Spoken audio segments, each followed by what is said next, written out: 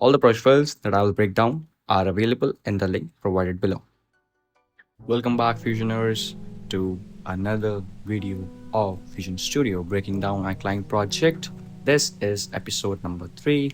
We already did episode 2 and 1. If you haven't watched it, the link is provided in description below, or you will have that eye pop up on your screen onto right top, I don't know, whatever it is.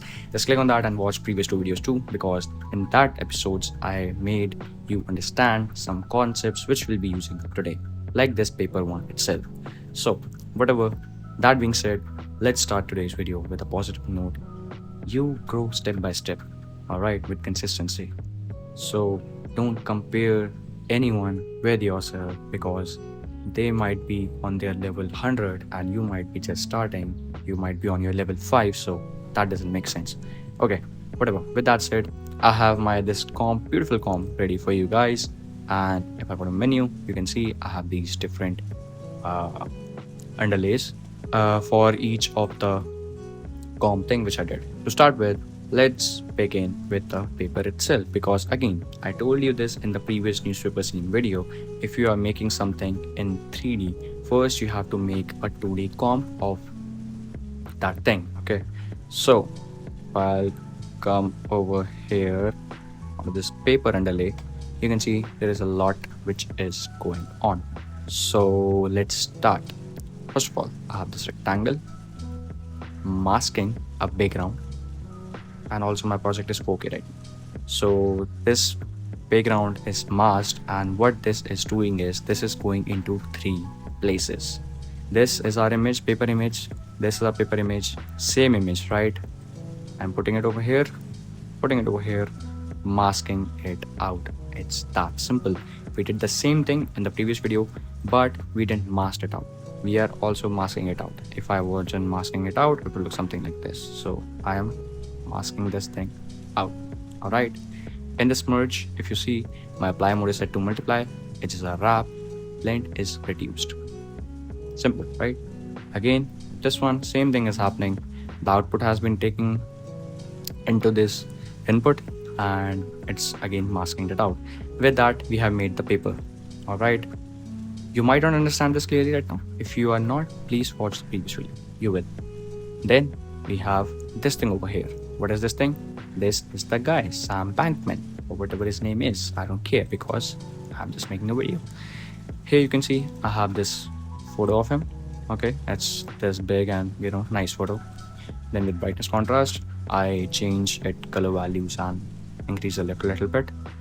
Then with crop node, I cropped it up a little bit. You can do that with mask too, but yeah, both ways nice.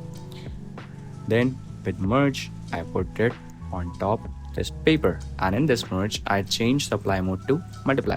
And I didn't use transform node separately, because I didn't have to do anything after this merge, so I just did every transform onto this merge itself. You can see x and y values are changed and size is also reduced. Then with that, taken up to the next layer, which is this one, our text. So what is happening over here is, first of all, I have this paper and everything, right? I put this text onto this paper, and we're doing the same thing. We're displacing the text. So this is the text, this is the text, merging those together. We're displacing the text so that change its position. Okay, it roughens its edges. Instead of multiply, we could have used color burn. That is what you might have thought, but this time I didn't use color burn because it wasn't making much sense, since both of these texts are like varied too much.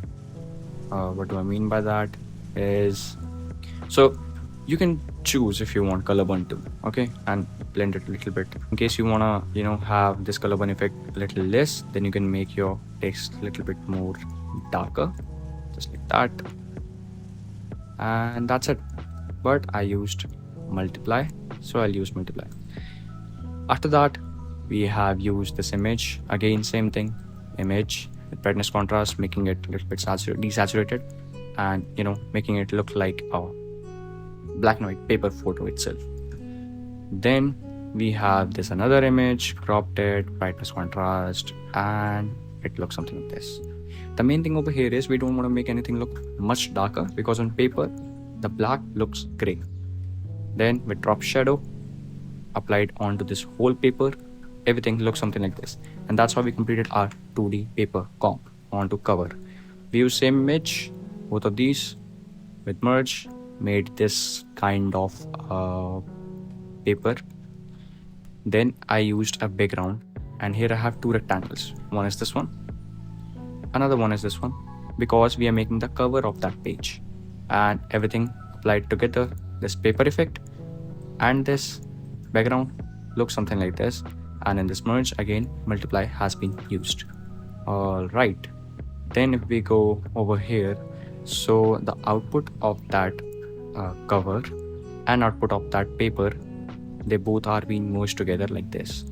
And with that drop shadow effect of that paper, it's giving us that sort of little shadow beneath it, behind it, whatever it is. Then the shadow part, how I make the shadow. I've explained this in the first video, but I'll explain it again. I took the output, added into the light trace, changed the ray drop off from soft or default, you can say, to CCD bloom soft, and change the length, soften it up, brightness, and everything. You can just copy and paste. Then with bitmap, change it channel from everything to luminance, and adding it on a black background, merging both of these together, and you have these shadows, which looks really nice. Then with filter, I added this emboss over so that I get this little bit of, you can say, 3D look. Okay, so just a little bit, not too much. Then with vignette, okay, put something like this. This makes our complete 2D comp. We're done with it. Then the next thing is putting it onto 3D. But before that, let's see how I made the background. This is our wood texture, edge detect on top of it, so that it is a little bit clearer, you can say, whatever. Then filter, emboss over, same thing. Our 2D comp is completed. Background is completed, foreground is completed. Let's put all of these into 3D, guys. And we do that with image plane 3D. This is our image plane 3D. I'll hit F and boom, background is done. Image plane 3D, foreground is done. Transform node to change anything. Transform node to change anything. I have explained everything why I'm using transform node and not manipulating in the image plane itself, because it messes up the origin point. So merging both of these together with merge 3D node, you can see it looks so beautiful, guys. Then I have this camera, which is again animated, of course. If I go to transform, you can see on 0 it looks something like this. 60th, it's changing its position, and on the last frame it's changing position. Simple, right? Not anything much difficult till now. Then everything together, camera will rotate something like this, and also our foreground is animated onto this transform. You can see the translation and rotation is happening, so animation is being done. Then with render 3D, I am rendering it out. Render type is set to software render. I think that I did that because of the shadows, because shadows sometimes mess up with hardware render. I don't know why, but it does. Also, I tried little particle thing, but that didn't work out. Our main base comp is prepared, guys. Okay, so yeah, it looks cool, to be honest, at least to me. Since I made it, but no, it looks cool. Again, but I will not end up over here. So what I did was I added this lens dirt. Okay, you can see I have this image. I did this masking thing a little bit, because if I just remove this ellipse a little bit, this was hindering a bit in my eye, so I removed it. Brightness contrast, reduced the saturation. Luma here took out all the white part, dirt part, and put it on top our comp. And it is as it is, it's not animated, so it looks like it's lens dirt, basically mimicking lens dirt. Then I did a new thing over here, which is adding some lights here and there, 2D lights, of course. I'd made that using background. Type is set to gradient type is radial, and my positions and color are animated. Let me show you. On 0, it looks something like this. Then on 60th, it is moving over here. See the color also, it also changes. And on the last frame, it moves above. Okay, then this color is also changed. You can see this color is over here. It's not animated. Then merging both of these together, it gives us this sort of really cool, if I uncheck it underlay, You can see sort of really cool cinematic lighting effect, little bit, then merging on top. Of course, it adds little bit, right? And it looks really cool. Then blurring it out with tilt shift blur. Settings are somewhat like this. This again animated. And it is lagging up a little bit, guys. Apologize for that, but my PC isn't that super powerful to control everything. Then with lens distortion, distorted it a little bit. Soft glow, lens reflection, added that, and it is customized, guys, so you can just copy paste everything if you want the same effect as mine. I thought to use aperture diffraction, but it didn't work out, so I disabled it. Then I have this crystal blur, film grain, and finally our output looks something like this.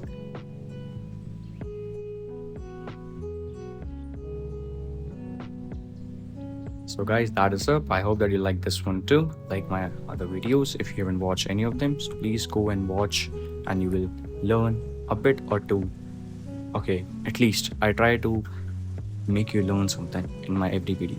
Okay, I try to make you grow, but whatever. If you're wondering to learn Fusion from anywhere, what's the best place than mine?